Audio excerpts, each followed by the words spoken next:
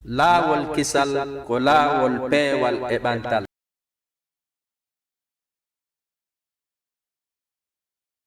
ونعوذ به من شرور أنفسنا ومن سيئات أعمالنا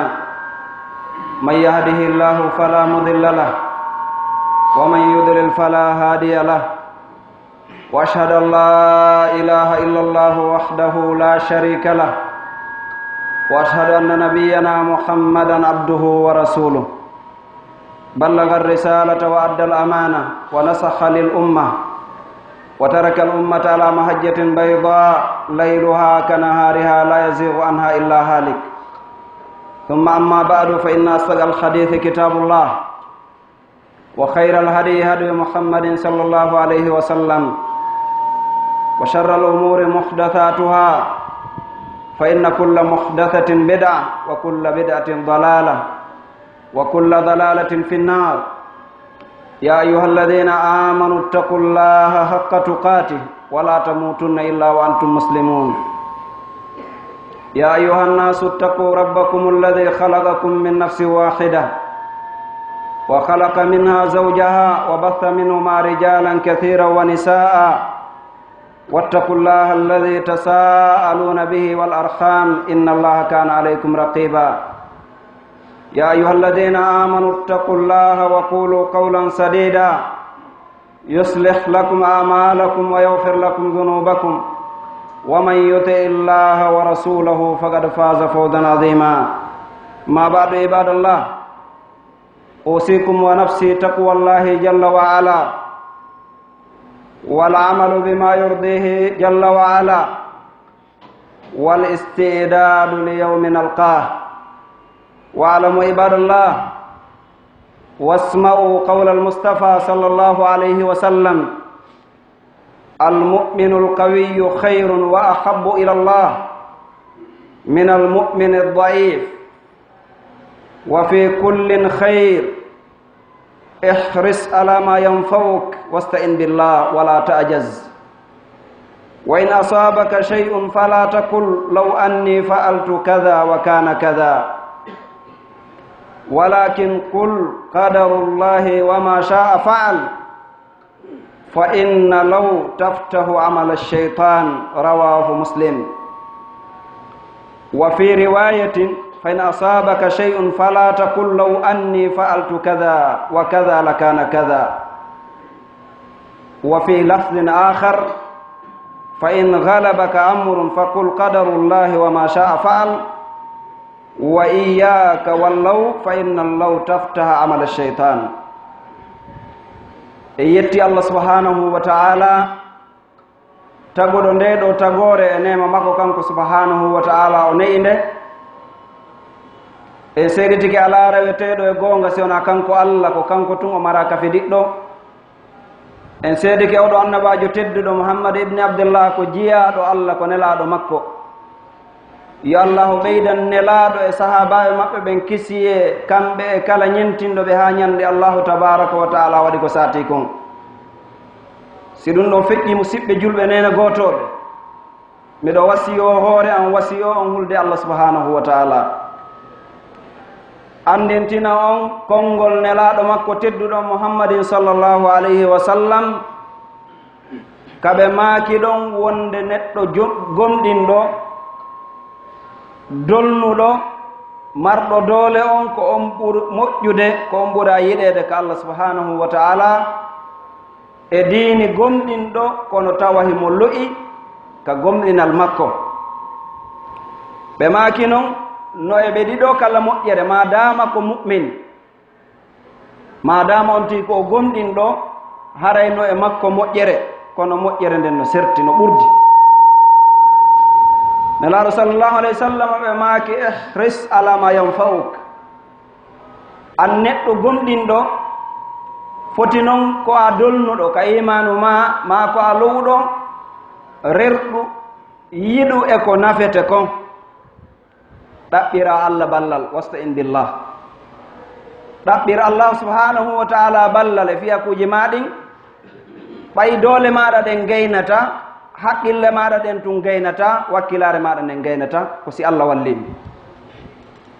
o wi noon wota jaɓude wonde neɗɗo ronkoɗo neɗɗo jaasuɗo ɓe maaki kamɓe sallllahu alayhi wa sallam si tawi woni hunde heɓima kala ko heɓuma wa in asabaka chey nakira si tawi goɗɗum heɓima kala ko heɓata bani adama tawa hawrana wonki makko kin nelaɗo sallllahu alayhi wa sallam ɓe maaki fala taqul wota wi'udey law anni faaltu kada la kana kada wota wi'udey e simi wannu hunde kaari heɓatano lan wota wowlu ɗum alhaaliji maɗa ɗe gurdam ɗam fof siko artike mum fuutima siko place mum fuutima siko sonnaji mo ƴaɓaynoɗa fuutima ko visa ronkoɗa heɓude kala fandunde ma nde faalaɗa a waɗi doole maɗa ɗen a waɗi wakkilare maɗa ɗen a waɗi sababuji ɗin wonayɗi saabu ha heɓa ko faalaɗa kon a hittini a tinnike a rewi reweteɗe daguiɗe ɗen hunde nden nde ronki wonde no faaliraɗa noon wota wiwdey a ko hunde kaari haɗi baɗa ta wolu ɗum simi wanno hunde kaari num kaari hunde nde waɗay tawn tigi wolu ɗum ko honɗum nelaɗo yamirma ya wi'u qul qadarullahi wa ma sha'a faal wi'u ko hoddirore allah nden ko ɗum ɗo allah windaninmi ko ɗum o waɗi ko ɗum o muuyaninmi ko o muuyi kon kadi ko ɗum waɗi si fof moɓodirino fiyi wonu wawata wonde qadarullahi wa ma sha'a faal ko hoddirore allah nden koddori e makko ko o windi kon ko ɗum woni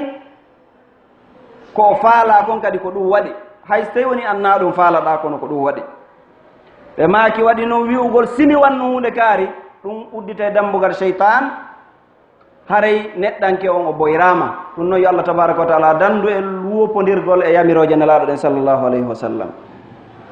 haray e fillaye goo hadise on ɓe maaki so tawi woni hunde foolima a gertike kono foolima o tawi u dey simi wanno hunde kaari ko hunde kaari waɗayno wi'u ko koddori allah o waɗi ko muuyi kon ko ɗum woni hare a wawata yawtude ko allah subhanahu wa ta'ala waɗuma ɗon idan mahabbatullahi lilmuminin allahu tabaraka wa ta'ala hino yiɗi gonɗimɓe ɓen haray yiɗugol allah tabaraka wa ta'ala gonɗimɓe ɓen no mari sababuji no mari mandeji e alhadithu an mahabbatillahi subhanahu wa ta'ala li ibadihi almukhlasin hadithun tuhibbuhu an-nufusu al-mu'mina wa targhabuhu al-anfusu al-tamuh wa tahwahu al-qulubu as-salima wa fi hadha al-hadith as-sarif ar-rasulillahi sallallahu alayhi wasallam bayyana fihi anna Allah tabaraka wa ta'ala yuhib فالمحبة صفة لله جل وعلا نثبتها له كما أثبتها لنفسه وأثبتها له رسوله صلى الله عليه وسلم على الوجه اللائق به سبحانه من غير تحريف لها ولا تعطيل لمعناها ولا تشبيه ولا تكييف ولا تمثيل لها يوتغل في ko allahu tabaraka wa taala yiɗi jiyaɓe mum gonɗinɓe ɓen kon ɗum ko yewtere nde tawata wonkiji gomɗi ɗin no yiɗi nanugol ɗum wonde allah no yiɗuma no yiɗi oɗa ɓerɗe hissuɗe ɗen no yiɗi nde nanata ayeji alqur'anul karim e makuji nelaɗo sallllahu alayhi wa sallam yewtuɗi fi wonde allah no yiɗi jiyaɓe makko gonɗinɓe ɓen fi honɗum yo jiyaɗo on sifitor ɗin sifaji fi ha o jeeye eɓe allah yiɗi ɓen wonkiji ɗin haray hino yiɗi ɗum allahu tabaraka wa taala e o maku nelaɗo ɗo ɓe ɓanginani e wonde allahu on himo yiɗi himo yiɗa o tabintinani ɗum hoore makko nelaɗo on sallllahu alayhi wa sallam kadi tabintinani ɗum allahu tabaraka wa taala enen kadi ka ñentingol nelaɗo en tabintinanayi allah sifa mo tabintinani hoore makko on e sifa mo nelaɗo makko on sallllahu alayhi wa sallam tabintinani mo on e mbaadi ndi o feppodiri ndin kanko allah en waylitata en wattitata en nandindinta e tagore nden ikhwata al iman faqad dakara rasulu sallllahu alayhi wa sallam fi hada al hadith anna allaha subhanahu wa ta'ala yuhibbu al mu'mina وأن هذه المحبة تزداد للمؤمن القوي كما أنه تعالى يحب المتقين ويحب المحسنين ويحب المتوكلين ويحب الصابرين. وهو وتر يحب الوتر، وجميل يحب الجمال، ورفيق يحب الرفق، وهو عفو يحب العفو، وهو طيب يحب الطيب، وهو حي ستير يحب الحياء والستر، ويحب العبد التقي، ويحب عبده المؤمن الفقير المتعفف أبا الإيال، ويحب أن يرى أثر نعمته على عبده، ويحب أن يسأل، ويحب أن تؤتى رخصه. ومن أحب لقاء الله أحب الله لقاءه. أري نلادون صلى الله عليه وسلم بجانتك أو ماكو ما بتدلو وند الله تبارك وتعالى نويدي قمدين دون الله نويدي يمبي موجينو ببين مويدي هولو بمبين giggol allangol no ɓeydano jiyaɗo embere wo no kulol makko allangol mawniri, no kulol ma allangol tiiɗiri wo ko noon allah yiɗirte. kono allahu tabaraka wa taala yiɗirma o ɓeydorɗa e moƴƴereji makko ɗin,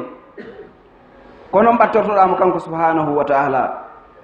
allah o humpiti yimɓe huloɓe moɓen himo yiɗi ɓe, moƴƴinoɓe ɓen, hooloroɓe moɓen kanko allah, muññotoɓe ɓen e sattendeji ɗin, yimɓe jarnoɓe allah e nemaji makko ɗin, tuuboɓe rutto e bakkatuji ɗoni wadde ɗin, laɓɓintinotoɓe laaɓal kenewal e nderwal ngal, yimɓe nunɗuɓe ɓen, yimɓe haɓoɓe ɓen fi laawol allahu tabaraka wa taala ngol. allah honno yiɗi ɓe ɗo humpiti ɗum e ayije ɗuɗuɗe. allah ko o bajjo, himo yiɗi koni kon bajjo ɗum, ko tawata ko himo waɗana kanko tun subhanahu wa taala. allah himo yiɗi ko laɓa, mo yiɗi kadi yo jiyaɓe ɓen yiɗu ko laɓa ko. allahu on ko newiɗo mo yiɗi yo yimɓe ɓe wono newiɓe, hara ɓe wonali ñaaɗuɓe, ɓe wonali tikkuɓe, ɓe wonali ñanguɓe yimɓe ɓe famodirtako. allah ko o muññotoɗo, himo yiɗi yo jiyaɓe ɓen kadi won muññodireɓe hakkude maɓɓe. allahu on ko newiɗo, himo yiɗi yo jiyaɓe ɓe wono newiɓe muññotoɓe. allahu tabaraka wa taala si o yiɗi jiyaɗo on, o waɗanaymo ko o waɗanta goɗɗo goo e tagore hedditine nden. kala tawɗo yiɗi hawrugol e allahu tabaraka wa taala, allah kadi aray no faala fottugol e makko, aray allah no yiɗi yiidugol e makko ngol yawma alqiyama. aray noon almuminu lhasif huwa alladi yas'a li jalbi mahabbati llahi taala lahu bi amali ma yujlibuha fa yahrisu ala hadihi sifati almahmuda min alimani waltaqwa walsabri walshukri walafwi waltawakkuli waljamal walnadafati wa gayriha mimma yustajlabu bihi mahabbata llahi taala wa yahrisu ala al-amali salihati allati tuqarribuhu ila mahabbati llahi azza wa jalla. hare neɗɗo marɗo haqqil gomɗinɗo on ko neɗɗo rewowo laawi tawɗi ɗin ɗiɗo wonay sabu ha pooɗanamo giggol allah ngol allah yiɗamo, o gollitira golleji pooɗanayɗimo giggol allah ngol, o rerɗa e ɗiɗo sifaji yettiniɗi immorde e gomɗingol allah ngol, e hulugol mo kanko subhanahu wa taala, e muññagol ngol ka dewal allah, e muññagol e accugol harmuɗi ɗi allah harmini ɗin, e jarnugol mo kanko subhanahu wa taala e moƴƴereji makko ɗin, e hoolorgol mo e kala alhaali muɗum on, jaɓa wonde kala ko allah waɗanma hara a heɓay, kala ko tawi kon o windanali ma a heɓata, on tigi hooloro allah subhanahu wa taala ɓawnde waɗi sababuji ɗin. neɗɗankew o sifitora oɗo sifaji tawɗi ɗi pooɗay giggol allah subhanahu wa taala ngol, rerɗina jiyaɗo e gollugol moƴƴireji ɓatneɗi moɗin kanko subhanahu wa taala. aray limahabbati llahi taala atharun azimun bayyanaha annabiyu sallallahu alayhi wa sallam fima jaa fi sahihain an abi hurayrata radiallahu anhu qala rasulullahi sallallahu alayhi wa sallam inna allaha tabaraka wa taala ida ahabba abdan nada jibril inna allaha qad ahabba fulanan fa ahibbah fayuhibbuhu jibril thumma yunadi jibrilu fi sama inna allaha qad ahabba fulanan fa ahibbuhu fayuhibbuhu ahla as-sama wa yudau lahu al-qabulu fi ahli al-ard. aray yiɗugol allahu tabaraka wa taala jiyaɓe muɗum ɓen no mari batte molanaɗo, nelaɗo ɓangini ɗum e maako maɓɓe tedduɗo mo abu hurayra fillani en wonde nelaɗon sallllahu alayhi wa sallam ɓe maaki, si allahu tabaraka wa taala yiɗi jiyaɗo e jiyaɓe makko ɓen, o nodda jibril alayhi salam aminul wahyi o yeetomo awa dey miɗo yiɗi kaarijo an kadi yiɗumo subhanahu wa taala nodde jibrilu yeetomo miɗo yiɗi kaarijo toɗɗo inde makko ndeg an kadi yiɗumo jibrilu yiɗamo alayhi salam jibril kadi nodde yimɓe asamawo on ɗum woni malaikaɓe wonɓe ton ɓen e asamawuji ɗin jeeɗɗi kala o yeetoɓe dey awa allah yiɗi kaarijo o noddilan o yamirila yomi yiɗimo mi yiɗimo onon kadi yiɗemo yimɓe asamawo on yiɗamo so tawi woni allah yiɗima jibril alayhi salam yiɗima malaika kon e kammu ngun fop ɓe allah wi o ma yalamu junuda rabbika illa hu anda koneli joomi maɗa ɗen si wona kanko allah ɓeɗo fof yiɗima haray neɗɗanken o heeɓi ko ɗaɓɓete kon si ɗum waɗi allah tabaraka wa taala waɗanaymo jaɓanede ka leydi tawa allah okkamo tawgol so o yewti nanoto si o yamiri waɗete so haɗi accete allah waɗanaymo ɗum ka leydi ɗo ko atti o mayde fotto e allah subhanahu wa taala allah yoɓamo aljannaji ɗin yo allah tabaraka wa taala yiɗo en siɓɓe julɓe wa kullama kana almuslimu aqwa tamassukan fi hadihi lsifati allati tajlibu mahabbata llah izdadat mahabbatullahi taala lahu wa hiya gayatun yajibu an ya'mala almuslimu lilwusuli ilayha aray nde jiyaɗo on dolni ka jogitagol ɗi sifaji wiyaɗi ɗo wonayɗi saabu ha poɗugol giggol allah ngol wonande jiyaɗo on nde neɗɗanke on tiiɗiri ɗo wo ko noon giggol allah ngol ɓeydorantamo allahu on o yiɗamo yimɓe moƴƴuɓe ɓen ɓe yiɗamo haray ɗum ɗon ko faandu nde yiɗede ka allah nde tawata no waɗɗi kala julɗo nde o rewata laawi ɗi allah tabaraka wa taala wallini ɗin fi yiɗede ha allahu tabaraka wa taala yiɗamo haray ɗum no waɗɗi e kala neɗɗanke on haray faman hada almaghbunu alladi la yuridu mahabbata allah azza wa jal inna dhalika huwa alkhasiru alladi khasira addunia wal akhira be khusrani mahabbati llahi taala aray neɗɗo perduɗo neɗɗo mettuɗo ɓandu neɗɗo kataɗo ko neɗɗo mo tawata yiɗali ɗiɗo golleji tawɗi wonay saabu ha allah tabaraka wa taala yiɗamo on ɗon haare o perdi ka adna ɗo o perde kadi yawmal qiyama saabu perdugol mo giggol allahu tabaraka wa taala ngol idan hunaka amalun aw awamilun tajlibuha ay tajlibu lmahabbata mahabbata allahi tabaraka wa taala lil abdi no ton wonayɗi saabu ha pooɗana jiyaɗon giggol ka allah minha al imanu lqawiyu wa huwa ma dalla alayhi hada alhadith goo on neɗɗon ko to ha heɓa gomɗinal sellungal tawa shirku ala ka ɓernde makko yi'inaare ala ton koto e konnago e gañanendi ala ka nder ɓernde wonande gomɗinɓe ɗimmoɓe makko ɓen tawamo gomɗini allah subhanahu wa taala hadise on o tindinani en ɗum e maako nelaɗon sallllahu alayhi wa sallam ɗiɗi on ada'ul fara'ide ko tottugol fariddaji ɗi allah farle ɗin e hoore jiyaɗo on waɗi faandunde e addede makka hoore leydi ɗo ko fi ha waɗa ɗi farillaji ɗi allah farle e hoore ma idan ala ko jiyaɗo waɗata tawa weltinayi allah ha hewti gollugol mo ɗi allah farle ɗin e hoore makko ko ɗum waɗi ari hadise selluɗo kanelaɗo sallllahu alayhi wa sallam e maaki wa ma taqarraba ilayya abdi bi cheyin ahabba ilayya mimma aftaradtuhu alay jiyaɗo ɓattorali lan ko ɓura yiɗede ka an ha hewditi komi farli kon e hoore makko tati on almuhafadatu ala salawati alhamsi fi awqatiha ma aljamaa fa fi sahih lbukhari an abdillah bne mas'ud radiallahu anhu qal sa'altu nabiya sallllahu alayhi wa sallam ayu lamali ahabu ila llah qala alsalatu ala waqtiha haray tottugol ɗiɗo waktuji joyi ka jama e leere majji on juulide e juuloɓe ɓen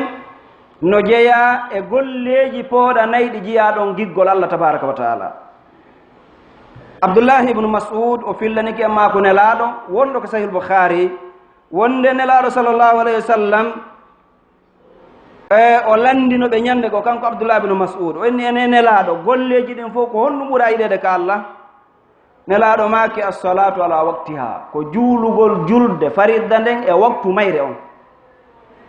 si neɗɗo juuli julde nden e waktu mayre on o juulata deuxiéme groupe o juulata troisiéme groupe o juulata ka boutique makko o juulata ka tabal makko assalatu ala waqtiha hayrul amal assalatu ala waqtiha juulugol e waktu julde nden wa kada salatu lleyl qala rasulullah sallllahu alayhi wa sallam ahabbu salati ila llahi salatu daoud wa ahabbu siyami ila llahi siyamu daoud kana yanamu nisfa alleyli wa yaqumu thulutha wa yanamu sudusahu wa yasumu yawman wa yuftiru yawma. wa fi riwayatin li abi daoud inna saffa alawwala ala mithli almalaikati walaw alimtum ma fadilatahu labtadattumuhu wa inna salata arrajuli maa arrajuli azka min salatihi wahdah wa salatuhu maa arrajulaini azka min salatihi maa arrajul wa ma kathura fa huwa ahabbu ila llahi ta'ala. aray ko wana noon kadi juulugol ngol jemma nelaɗo maaki ko ɓura yiɗede julde ka Allah ko julde nde annabi dawuda juulayno nden korka fof ko ɓura yiɗede ka Allah ko korka ka dawuda hoorayno kan. annabi dawud o ɗanoto no feccere jemma on o immo tataɓal ngal o juula ma o juula jeegaɓal jemma on o hoorayno ñallal o taƴa ñallal kanko ko ni wonno gurdam makko ɗon ha o feƴƴini alayhi salam. aray gono noon kadi nelaɗo no yewta fi saffa arano ɓe maaki saffa arano on no wawi wono misal malaika ɓe no saffinori noon ko Allah tabaraka wa taala ɓe maaki siɗon anduno ɓural ko wonno e juulugol e saffa arano on adondireyno on waɗayno tiro hewtugol ka saffa arano ɓe maaki julde neɗɗo gooto wondude e goɗɗo ɗimmo makko ko ɗum ɓuri moƴƴude dini kanko tun ko juude julde yimɓe ɗiɗo no ɓuri moƴƴude julde aaden gooto no yimɓe ɓen ɗuuɗiri o ko noon mbaɗaji ɗen ɗuuɗiri ka Allah subhanahu wa taala haray julde jamanen kan no jeeya e konota saabu ha Allahu tabaraka wa taala yiɗa jeeya ɗon. kadhalika asilatu rahimi wa birru lwalidaini khassatan fa fi tatimmati hadha alhadith qala ibnu masud thumma ayi thumma qala thumma birru lwalidain. haray ko wono noon kadi jokkugol enɗan musidɓe muɗum ɓen nene gotoɓe muɗum ɓen ɓen gotoɓe mum yimɓe suudu mum ndun kafidaɓe ɓen e tenti noon ɗiggal ngol yumma e ɓen holtingol ɓe ñammingol ɓe gollangol ɓe ñawnugol ɓe waɗangol ɓe faaleji maɓɓe kala ko ɓe faala ko tawi yiɗa hippa wadde kon tawi e nder ɗin tawi yeddugol Allahu tabaraka wa taala ala toon ko ɗuwete ɗiggal ngol yumma e ɓen no jeeya e kono saabu ha jeeyaɗo yiɗe ko Allahu tabaraka wa taala. kadhalika aljihadu fi sabilillahi bimaratibihi wa anwa'ihi fa fi tatimmati hadith ibn mas'udin السابق قال ثم أي قال الجهاد في سبيل الله. وفي صحيح مسلم وغيره عن أبي هريرة قال قال رسول الله صلى الله عليه وسلم من مات ولم يخزو ولم يحدث به نفسه مات على شعبة من نفاق. hare kono noon kadi jihadi fi sabilillah ha ɓoygol ayɓe Allah ɓen e martabaji muɗum ɗum e noneji mum no mari noneji boyi hare ɗum kadi no jeeya e kono saabu ha jiya ɗon Allah tabaraka wa taala yiɗamo. ibnu mas'udin o landino nelaɗo kadi ko honɗum ɓuri moƴƴude golleji ɗin ɓe maaki ko waɗugol jihadi fi sabilillah ko wano noon kadi nelaɗo maaki mo maayi tawi o haɓani o waɗali jihadi fi sabilillah wonki makko ki yewtanimo ɗum haynde wotere o miijitaki fi ɗum haray o mayday e geɓum e geɓe naafiqaku ngun are noon ɗen andi jihadi fi sabilillah no mari noneji buy no fuɗɗori haɓugol wonki muɗum kin haaki wona rewayki Allah haɓugol wonki muɗum kin haaraki wonata yeddeki Allah tabaraka wa taala no jeeha e jihadi fi sabilillah ko noon yaari ha hewto ƴettugol kaafa darano ayɓe ɓen ɗum ɗon fof no naate jihadi fi sabilillah. kadhalika attaqarrubu binnawafil jaa fi sahih wa ma yazalu abdi yatakarrabu ilayya binnawafil hatta uhibba fa ida ahbabtuhu kuntu sam'ahu alladhi yasma'u bih wa basarahu alladhi yubsiru bih wa yadahu allati yabtashu biha wa rijlahu allati yamshi biha wa in sa'alani la utiyanna wa la in ista'adhani la u'idanna. hare no jeeya e konata saabu ha jiyaɗo on yiɗe ka Allah tabaraka wa taala yiɗamo ɗuɗɗingol naafiloji ɗin ɓe gandi noon de goɗɗo no wiye waɗu naafilo o hare o daranike farillaji ɗin taw hare o waɗi farillaji ɗin ɗi timmi o wiye noon yo waɗu naafilo hare duumagol e naafiloji ɗi wone saabu ha jiyaɗo yiɗe ka Allah. nelaɗo sallllahu alih wa sallam yettike en ɗum jiyaɗo serata no ɓattoralan naafiloji ɗin ha mi yiɗamo si mi yiɗimo ko mi waɗantamo mi wonanaymo nanɗe makko ɗe o nanirta ɗen o jendotako ko harmi mi wonanamo gite makko ɗe o yirata ɗen o darata harmuɗi ɗin mi wonanamo jungo makko ngo o fontata o nangira piiji ɗin gon o memata ko harmi mi wonanamo koyɗe makko ɗe o yarata ɗen o yahata ka harmi ton si o tori kelam mi okkoraymo si o mooli kelam mi dandaymo si bani adama waɗanama ɗum ɗo haray o heɓi martaba molanaɗo ko Allah subhanahu wa ta'ala ko wonata sabu on ko ha on tigi hittina e farillaji ɗin ɓawde waɗi farillaji ɗin o hittina kadi e nafiloji ɗin no jeeya e ko wonata sabaji aɗon yiɗe ko Allah subhanahu wa ta'ala. kadalika almudawamatu ala fi'li ta'at duumagol e gollugol ɗoftareji ɗin walaw kanat tilka ta'ati qalilatin fi nadari fa fi lhadith wa kana ahabbu ddini ilayhi ma dama alayhi sahibuhu wa fi riwayati muslimin wa inna ahabba al a'mali ila allahi ma dawama alayhi wa in qalla wa kana alu muhammadin sallallahu alayhi wa sallam ida amilu amalan athbatu. haray no jeeya e konata sabu haajiyaɗo yiɗe ka Allah duumagol e ɗoftareji ɗin hay so tawi noon ɗin ɗoftareji no fanɗi ka gite ma hay so tawi woni anga considirande moƴƴere ɗon etoɗa ha heɓa gollal ngal waɗanta Allah tabaraka wa taala ngal ɗon on tawa a seeɗata e maggal ñande be ñande a waɗay ngal ka wonɗa wo a waɗay ngal sino wuli sino weli siɗa nawni hiɗa ndikki no wonirɗa wo tawa ɗen golle ɗon a jaɓata sedde e majje jeeya ɗon o eto ha heɓa ngal gollal tugol ko janngol qur'an ko ittugol sadaka ko jantagol inde Allah ko ñammingol miskimɓe ko holtingol holuɓe almuhim heɓa ta'a ɗoftare ko tawata sa waɗi ɗum ɗo weltinayi Allah tabaraka wa taala etoɗa ha duumoɗa e ɗum ɗon tawa ɗum ɗon on ko satti o a seedata e ɗum ɗo jeeya ɗon o heto ha heɓa ngal gollal ko ngal fanɗi o aray ko ɗum nelaɗo sallllahu alayhi wa sallam e ma ko ɓuura yiɗede kan ka diina ka makko koko tawata jeeyaɗo duumike muɗum wo aray ɓe maaki ɓey nguure nelaɗon sallllahu alayhi wa sallam ɓe laatno si ɓe golli gollal ɓe tabittinay ngal tabintingol ngal wona taw hara hande a waɗa buy wona hitande kadi ta a memata la ko yontugi eto o waɗa seeɗa ko o hippata wadde kono tawa ñande ɓe o waɗay hayrul amali adwamuha wa in qalla ɓuri moƴƴude e golle ɗe bani adama gollata ko duumaɗe e mum haysi tawi hiɗe fanɗi tawa jomum waɗeɗe ñande ɓe kadalika kathratu dhikrillahi ta'ala billisani walqalbi waljawarih kama fi sahih an abi hurairata radiallahu anhu qala annabiyu sallllahu alayhi wa sallam yaqulu llahu ta'ala ana inda dhanni abdi bi wa ana ma'ahu idha dhakarani fa idha dhakarani fi nafsihi dhakartuhu fi nafsi wa in dhakarani fi mala'in dhakartuhu fi mala'in khayru min wa in taqarraba ilayya bi shibrin taqarrabtu ilayhi dhira'a wa in taqarraba ilayya dhira'an taqarrabtu ilayhi ba'a wa in atani yamshi ataytuhu harwalatan wa misdaquhu qawluhu ta'ala fadhkuruni adhkurkum. aray no jeeya e kadi ko wonata sabu haajiya ɗon o yiɗe ka Allah ɗuɗɗingol jantagol inde Allah elaɗo ma kanno ya sahabajo la yazalu lisanuka ratban min dhikrillah wota ɗengal maɗa ngal dey sertuhi ngal hecciɗiri jantagol inde Allah wota ɗengal maɗa ngal yooru tawa a wolata hay hunde kadi yo taw hara ko wolata kon ko jantagol inde Allah tabaraka wa taala yo taw hara da'iman wa abadan karama on no memminade ko woni memminorde wona nafagol wona yarugol bal ko jantagol inde Allahu nden subhanahu wa taala. aray jantagol inde Allah ɗengal ngal no janto inde Allah subhanahu wa taala ɓernde nden no janto inde Allah subhanahu wa taala ko ɗum ɓuri mawnude e jantagol tawgol ɓernde maɗa nden no jogodiri e Allah subhanahu wa taala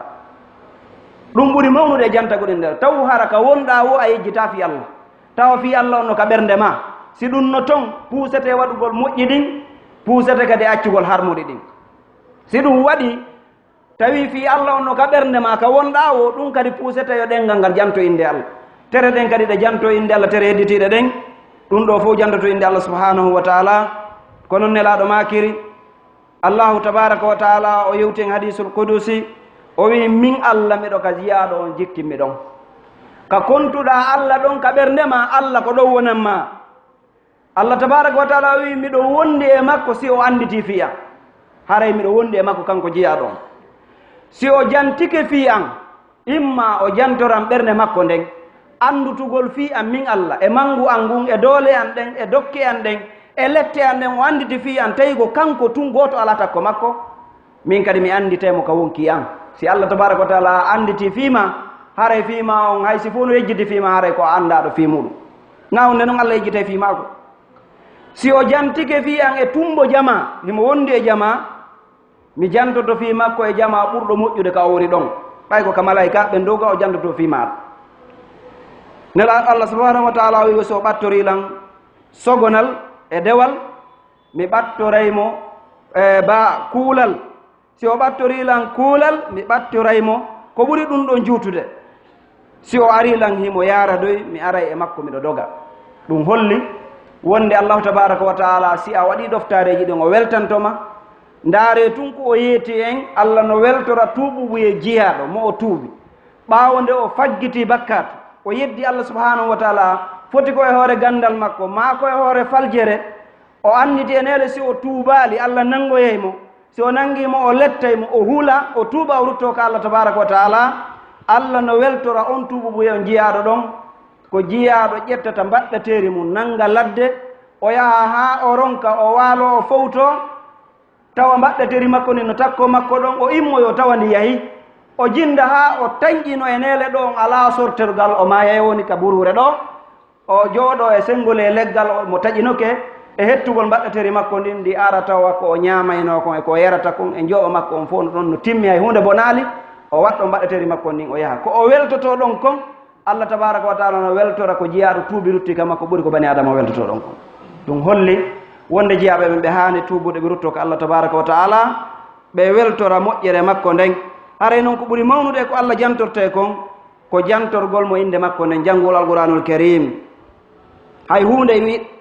peesataka jiyaɓe ɓen yiɓɓe allah ɓen ha hewti jantagol haala makko kankon ko subhanahu wa taala on tigi ɗuɗɗina janngol alquranul karim on o janto inde allah nden so tawi woni wona janngol quran ahabbul kalami ilallahi arba subhanallah walhamdulillah wa la ilaha illa llah wallahu akbar on tigi o ɗuɗɗina ɗum nelaɗo sa sallam e maki hayru ma qultu ana wannabiyuna min baadi la ilaha illa llah wahdahu la sharika lah lahul mulku wa lahul hamdu wa huwa ala kulli shay'in qadir aray jiya ɗon o ɗuɗɗina ɗiɗo no jeeya e wonayɗi saabu ha pooɗana jiyaɗo on yiɗedemo ko allah si allah noon yiɗima ko nelaɗo makani en e ma ko maɓɓe feƴƴuɗo gawni ko waɗantamo en torki allah subhanahu wa taala yo arsuko en gollugol ɗiɗo ha allah yiɗa en so yiɗi en yo waɗan e moƴƴere makko nden aqulu qawli hada wa astahfirullah li wa astahfiru innahu huwa alghafuru rrahim alhamdulillahi rabbil alamin والعاقبة للمتقين ولا عدوان إلا على الظالمين وأشهد أن لا إله إلا الله وحده لا شريك له وأشهد أن نبينا محمدا عبده ورسوله أما بعد عباد الله بناء على ما قلناه فمن المستحسن أن يكون للمسلم حزب يومي من تلاوة القرآن فلا يدعه في أي حال من الأحوال وأي ظرف من الظروف وأن يحافظ على الأذكار في الصباح والمساء وعند دخول المسجد وخروجه منه وعند دخول البيت وخروجه منه وعند الأكل والشرب وهكذا في كل ما ورد من الأحوال haray musidɓe julɓe ɓawde yettuɗen allah subhanahu wa taala seritiɗen ala rewteɗe gonga sewna kanko seritiɗen o ɗo annabajo tedduɗo ko jiyaɗo makko nelaɗo makko yo allah o ɓeydanmo kise kanko e sahaba ɓe kala ñentinoɓe hadaral ngal daro si ɗum feƴƴi musidɓe julɓe haray tippuɗe e ɗiɗi jannguɗen ɓawoga no jeeya e ko laɓana neɗɗo julɗo nde o heɓata hisbun yawmiyun o heɓa tumbere nde o janngata e nder qur'ana o happana hoore makko beru ko o janngata foti ko hisbe gooto foti ko hisbe ɗiɗi foti ko fanɗi gaanin ɗum foti ko bindol gootol ñannde ɓe yo taw hara ñannde ɓe a heɓay koko jannguɗa e alqur'an on taɗa happane ɗum salam wona taw hara an qur'ana a janngi ɗum o e suumaye ɗum ɗon ko ella molanaɗo nande jul e to heɓa hisbun yawmiyu tawa ñannde ɓe ñannde imma ko subaka sa juuli subaka ma ko sa hewti ka place ma ko ñalorma sa juuli fana ma sa juuli alansara ma ko jemma sa hewti ka suudu ma yo taw hara ñande ɓe ñande junngo maɗa ngon fawto e alqouranul karim a heɓay ko jannguɗa ñande ɓe ñande ɗum ɗo no hanani neɗɗo gomɗinɗo taw accitata ɗum ɗo kono noon kadi on tigi o reeno e askaru sabahi wal masa no woodi du'aji janngeteɗi bimbi ine laaɗo sa sallam yamiri ɗi jannge goɗɗum ko laabi tati janngete goɗɗum ko laabi jeɗɗi idan on tigi o ndaara ɗi o eto imma o hunjoɗi ma o janngaɗi ga deftere ɓay deftere hino wooda tawa ñande ɓe ñande heɓay ko o janngi e askaru sabah wal masa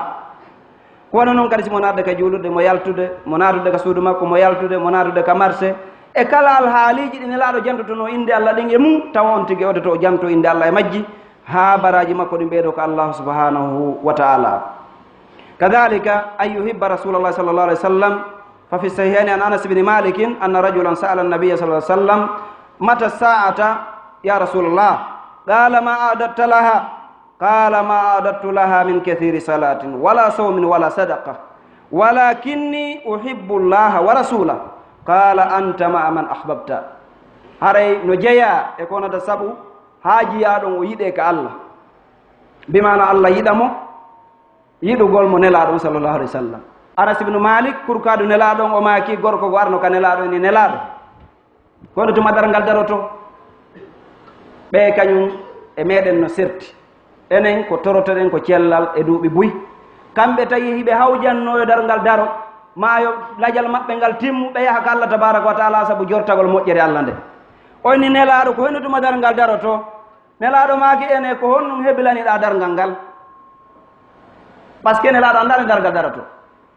mal mas'ulu anha bi alama min as-sa'il nelaɗo anda ɗum ɗon hada fi ilmi l-ghayb nelaɗo kono ɓe ruttalimo innugol a dargal ko Allah tuwandi ga dargal daroto kono ɓe wallunomo ha ɓernde makko nde waali ɓenni ene ko honɗum heɓilaniɗa ngal dargal ngal hawjanɗa sahabajo inni nelaɗo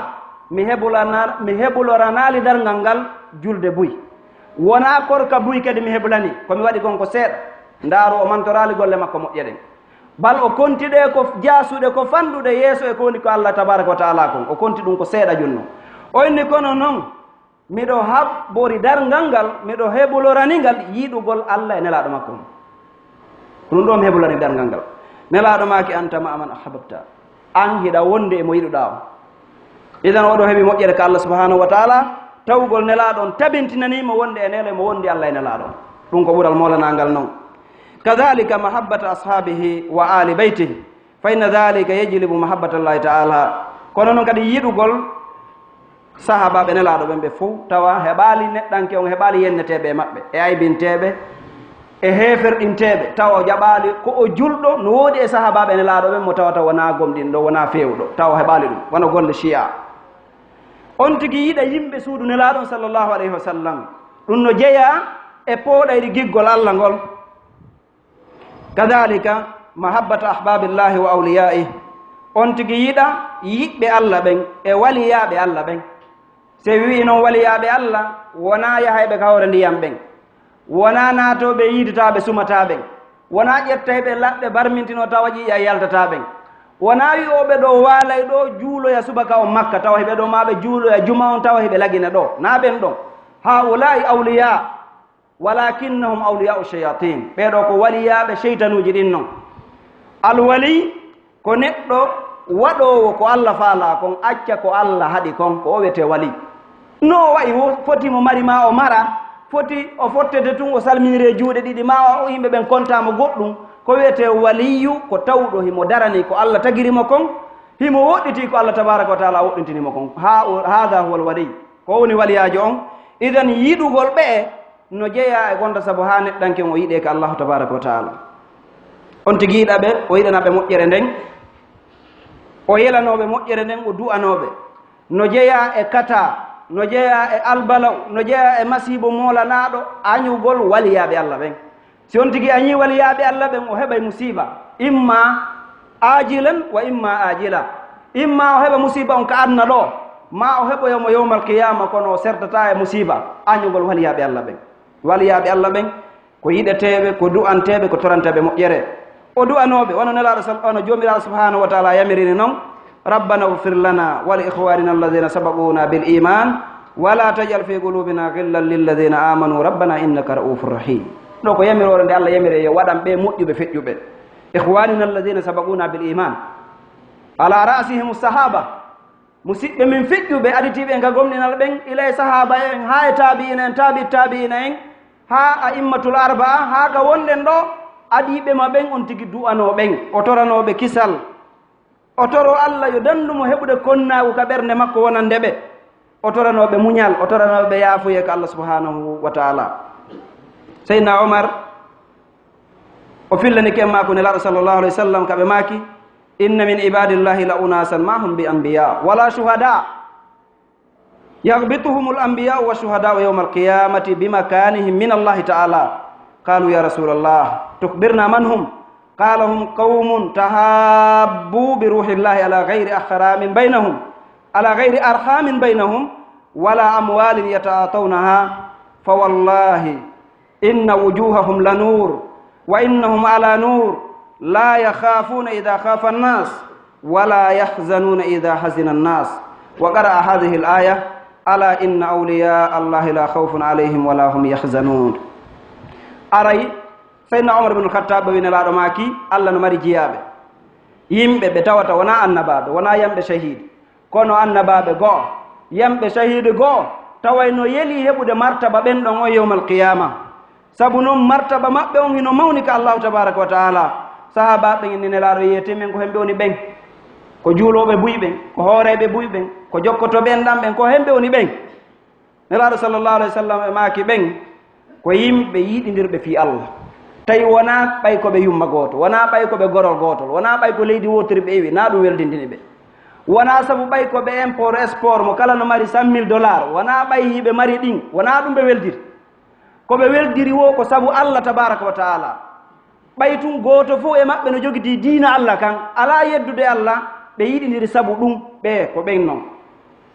Nelaɗo maki wallahi ɓeɗo gueece maɓɓe ɗen no dayki, kamɓe tigi ɓe annora,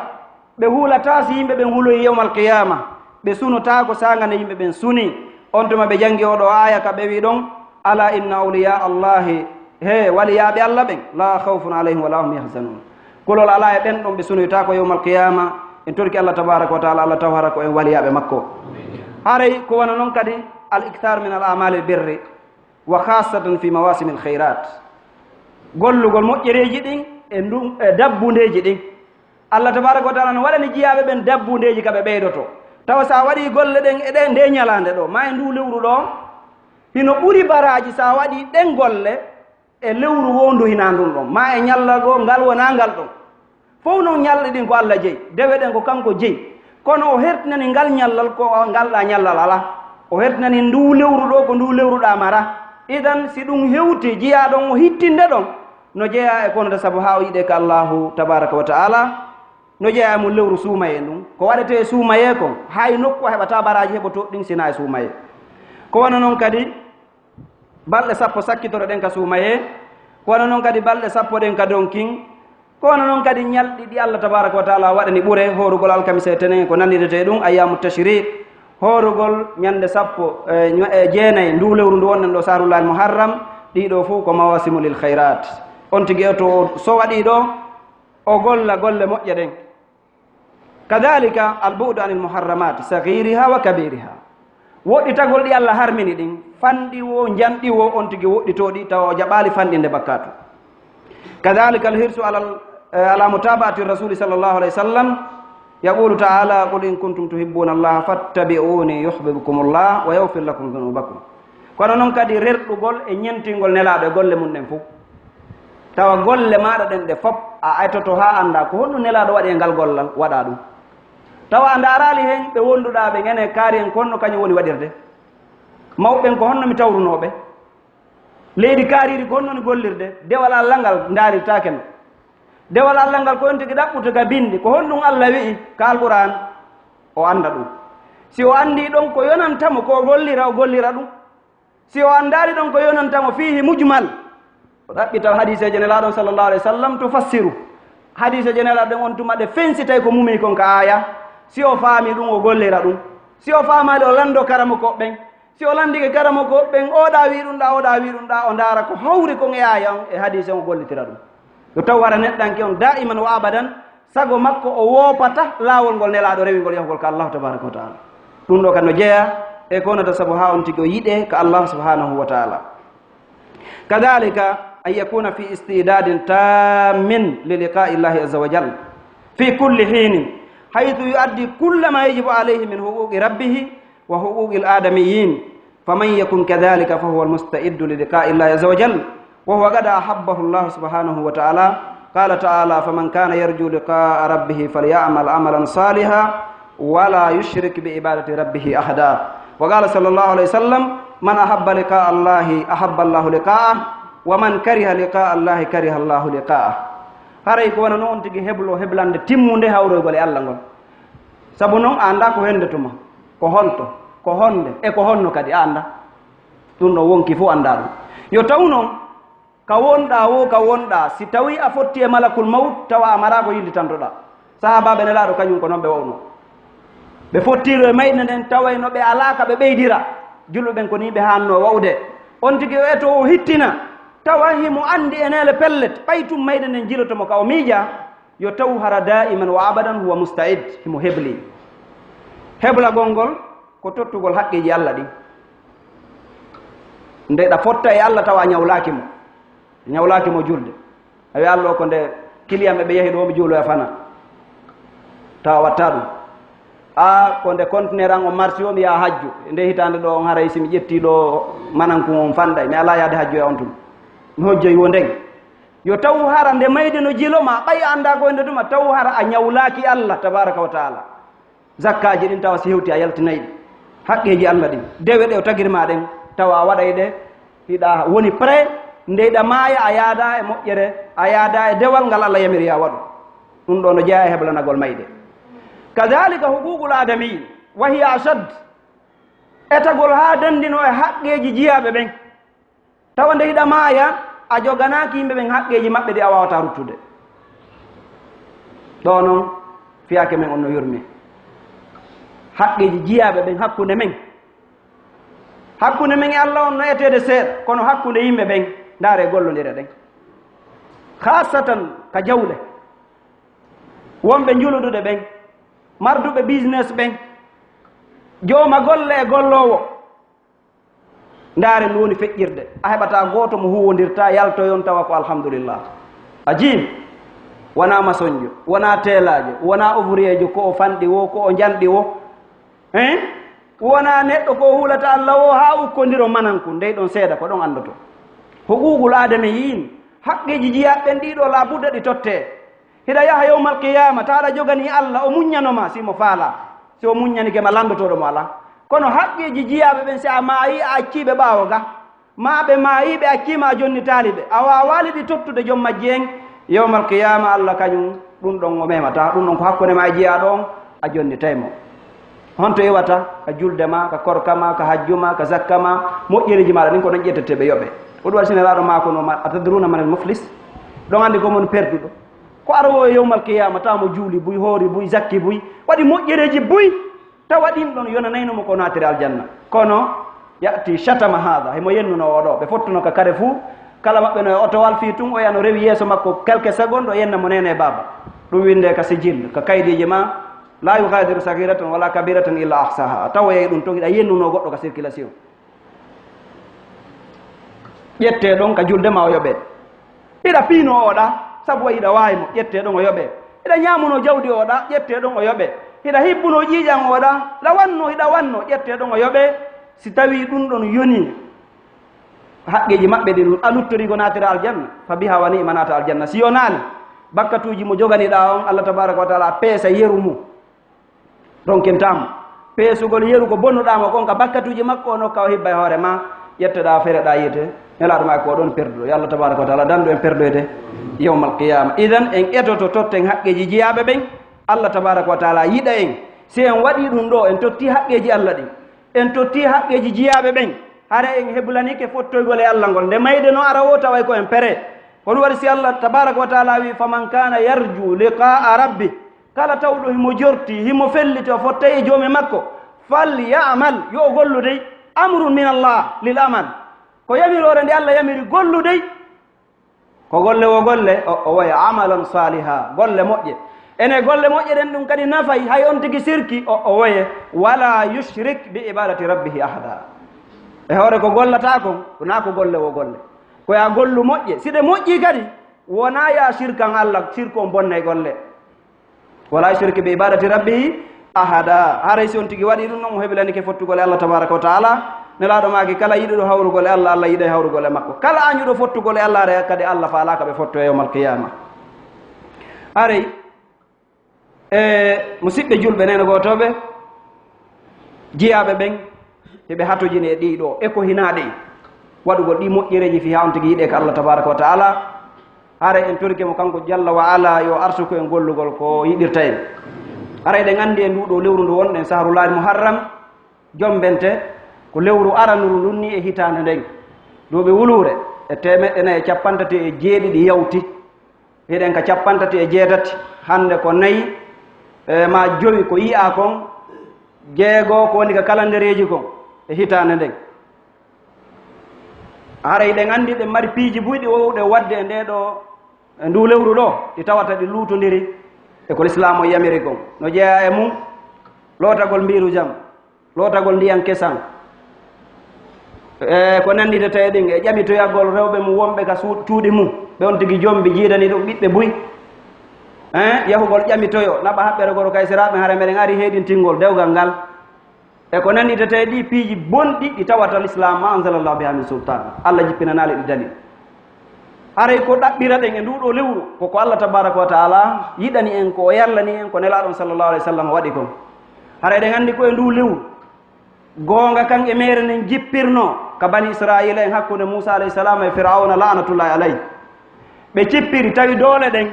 nden ñande ko wonno koye junngo firawni e jama makko on hatte ko doole ɗe mawnuno eɗen anndi o yowna o wi ana rabbukumul ala ko mi woni joomi on mawɗo on si allah hiɗon mari allahjo goo are kanko ko ley min ko mi woni dow fa akadahu llahu nakala al akhirati wal ula ɗeɗo doole e annabi moussa alayhi salam miskin ɓe cippiri kono ɓaatawi doole ɗen wona ɗuɗugol ngol wona jogogol aala ngol ko wondugol e allah ngol ɓe jippiri annabi moussa fooli o daɗi kanko e jama makko on moussa e doole firawna e doole muɗum ɗen fof ukki ka nder ndiyam ɓe fof ɓe yooli hay gooto heddanoki allah tabaraka wa taala wi firawna mi accete an ɗo min accete ɗo wala yawma nunajjika bi badani kadi takuna liman khalfaka aya mi accete kono ko ɓanndu num fi ya won exemple wonande aroɓe ɓaawo ɓen kala bandiru artiroyno ɓaawo ya wonanmo exemple koye ndu lewru waɗi nelaaɗo sallllahu alayhi wa sallam ɗe ɓe feri makka ɓe seeni madinatu munawwar ɓe tawno alyahuda ɓe madina ɓen e arabuɓe awsu e hasraj wonnoɓe toon ɓen hiɓe hooreyno ñande 10 jombente weltanagol allah ko annabi moussa daɗi kon firawna yooli nelaaɗo maaki ko honɗum ni ɓenni ko ɗum mi woni hoorirde nelaaɗo maaki ko minen ɓuri hanndude e moussa alayhi salam komi addi kon e ko moussa addi ko woni gootum ko ɗum woni soobe ɓe hoori 10 jombente duuɓi ɗiɗi woni madina ɗin fof haa takkuytano nde ɓe feƴƴinta nden ɗe nganndi ɓe yiɗano hawrondirɗo e yahudu e nasara hay hunde golleji maɓɓe ɗin ɓe inni so tawi woni mi woori haa ko arata mi hoore jeenayi o haray ɗum ɗo woni sunna e nduɗo lewru horugol ñande 9 jombente si on tigi heɓali 9 e 10 hoora 10 e goho nassu on noon ko 9 e nelaɗo ma kimmin hooroye ɗum ko hitande arene nden amma 10 on kan duuɓi feƴƴuɗi ɗin fof ɓe horude on tigi o wakkilo hoora ɗin ɗon ñalɗi ɗiɗi ɓe makimi o tañƴini si on tigi waɗi ɗum ko allah yafanimo bakkatu hitande feƴƴude nden haray ɗum ɗo ko sunna mo tawata ɗen haani wakkilanade ko wonɗo feƴƴude kadi si hewti 10 aray lutti ko arata ko anda noon ko arata si tawoyte haray no woodi jikkiniɓe kadi ittugol zakka e nduɗo lewru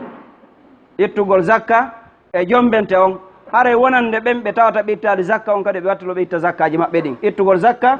ko tugalal e tugale diina kan allahu tabaraka wa taala ko janti fi julde kon fof ka nder qur'an o watte ɗon firkoka aqimu sala wa atu zaka itte zakka on ñilne julde nden itton zakka on idan jama on ɓe wakkilo ɓe itta zakkaji ɗin haray ko ligue islamique waɗi kon ka hutubaji hutuba hutbeteno ɗon hannde haray ko 29 400 000 mo heeɓi ɗin ɗon haray zakka waɗɗike mo heɓali ɗin haray zakka waɗɗaki mo haray en torki allah tabaraka wa taala yo arsuku en daranagol ko tagira ɗen kon saabu muɗum ha o yiɗa en so yiɗi en yo yafana en bakkatuji meɗen ɗin aqulu qawli hada wa astahfirullah li wa lakum istahfiru innahu huwal ghafurur rahim ربنا آتنا في الدنيا حسنة وفي الآخرة حسنة وقنا عذاب النار ربنا هب لنا من أزواجنا وذرياتنا قرة أعين واجعلنا للمتقين إماما اللهم أعز الإسلام والمسلمين وأذل الشرك والمشركين ودمر كيد أعداء الدين برحمتك يا حي يا قيوم سبحان ربك رب العزة عما يصفون وسلام على المرسلين والحمد لله رب العالمين